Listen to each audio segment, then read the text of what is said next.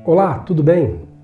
Eu sou o pastor Alex Lins e hoje eu quero refletir com você em uma das palavras mais lindas e belas descritas na Bíblia Sagrada. Fique até o final e, se você gostar, curta, compartilhe e se inscreva no nosso canal. Bem, meus queridos, vamos falar hoje sobre a graça de Deus. Eu vou seguir um roteiro, vou dividir em 3 partes essa palavra que eu quero deixar no seu coração. Primeiro, o que é a graça. Segundo, acertando o relógio. E terceiro, as 4 características bíblicas da graça de Deus. Preste bem atenção. Se a maior necessidade do homem fosse informação, Deus nos teria enviado um educador. Ou, se a maior necessidade fosse tecnologia, Deus nos teria enviado um cientista. Se a maior necessidade da humanidade fosse dinheiro, Deus com certeza nos teria enviado um economista. Se a maior necessidade do ser humano fosse prazer, Deus nos teria enviado um artista. Se a maior necessidade, minha e sua, fosse conduta, Deus nos teria certamente nos enviado um legislador. Mas a maior necessidade é o perdão. Então, o nosso Deus enviou um Salvador. Quando estudamos a história de algumas religiões, tanto monoteístas como politeístas, observamos que nelas há algumas palavras que são comuns em seus sistemas de doutrinas e ensinos. Por exemplo, a palavra caridade, amor, compaixão, misericórdia, comunhão, bondade, benignidade, compartilhar. Então essas palavras, elas são corriqueiras e conhecemos bem. Porém, apenas no cristianismo, grave isso, porém apenas no cristianismo existe a palavra graça. E hoje eu quero falar um pouco sobre essa palavra. Thomas Brooks, um pregador do passado, ele comparava a graça de Deus a fichas que, quando ela aparece, transforma fichas em moedas de ouro. Pedregulhos em pérolas, doenças em saúde, fraqueza em força, miséria em abundância. Deus, através da sua infinita graça, transforma um cadáver em um ser vivente. Ele ressuscita pecadores que estão mortos espiritualmente. Fazendo uma comparação com a graça de Deus, Bancroft afirma em seu livro Teologia Elementar, que eu já citei aqui no canal, que a magnetita, que é o material magnético mais antigo conhecido pelos seres humanos, não atrai nem o ouro e nem as pérolas, mas atrai o ferro, que é considerado um metal inferior. Assim Jesus Cristo deixou os anjos, aqueles nobres espíritos não caídos, o ouro e a pérola, e veio ao pobre e pecaminoso homem, atraindo para a sua comunhão. Eu li numa certa feita nesse mesmo livro de teologia que uma certa catedral inglesa existe um vitral maravilhosamente belo que foi feito por um aprendiz, dos pequenos cacos de vidro que havia sido rejeitado pelo mestre.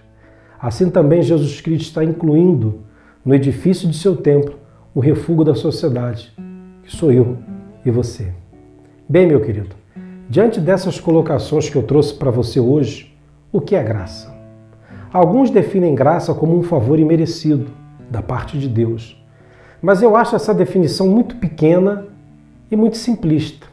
Eu definiria a graça como uma qualidade intrínseca do ser ou da essência de Deus, pelo qual ele é espontaneamente benigno em todos os seus atos e atitudes. Afirmo para você que graça é um favor demonstrado onde há absoluto demérito na pessoa que a recebe. Só para que você tenha uma noção, a palavra graça, ela aparece em torno de 150 vezes, vou repetir, 150 vezes no Novo Testamento, e quase que 100% elas estão inseridas na Epístola de Paulo. E eu queria definir com você o segundo ponto, que é acertando o relógio. Cronologicamente, preste atenção, é um erro considerar que, em primeiro lugar, foi exposta a lei de Moisés e depois a graça. Visto que a graça de Deus tem se manifestado salvadora a todos os homens, hoje, porém, somos informados pela Bíblia Sagrada que desde os tempos eternos, Cristo é o Cordeiro de Deus morto antes da fundação do mundo. Aleluia! A graça foi provisionada para suprir a necessidade humana em todo o tempo. Eu te afirmo, a graça, ela veio antes da lei e não o contrário.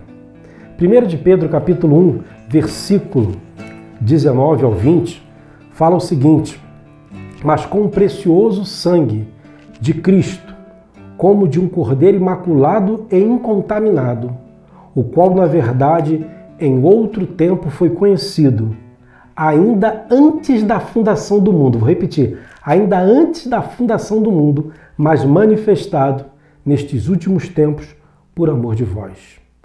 E, por último, 4 características bíblicas da graça de Deus. Primeiro, a graça de Deus, ela é eterna. Jeremias capítulo 31, versículo 3, afirma: há muito que o Senhor me apareceu dizendo, com amor eterno te amei, também com amável benignidade te atraí. Então, meu amado, a graça de Deus existe antes da fundação do mundo.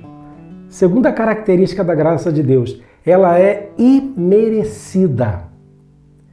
Paulo fala em Romanos 11:6, mas se é por graça, já não é pelas obras. De outra maneira, a graça já não é graça. Coisa maravilhosa, né?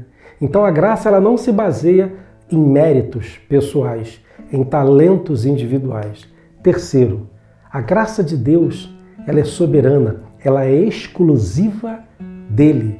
O apóstolo Paulo, escrevendo em Efésios capítulo 1, do versículo 7 ao 9, Paulo fala: nele temos a redenção por meio do seu sangue, o perdão dos pecados, de acordo com as riquezas da graça de Deus, a qual ele derramou sobre nós com toda a sabedoria e entendimento. Graças a Deus. Não há essa característica em quaisquer que sejam as religiões.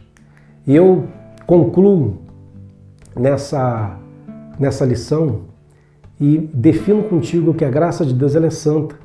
Tito 2,11, versículo 12, fala o seguinte: porque a graça salvadora de Deus se há manifestado a todos os homens, ensinando-nos que, renunciando à impiedade e às concupiscências mundanas, vivamos nesse presente século sóbria, justa e piamente. Concluo e falo para você, meu querido, meu amado, que ouve essa pequena explanação. Na lei, tudo tem um preço. Na graça, tudo já foi pago. Podemos ser presenteados, galardoados pelas obras, depois que formos salvos pela graça. A minha oração é que essa graça inunde o seu coração e você receba a presença de Deus na sua vida. Fique com Deus e até o próximo tema. Deus te abençoe.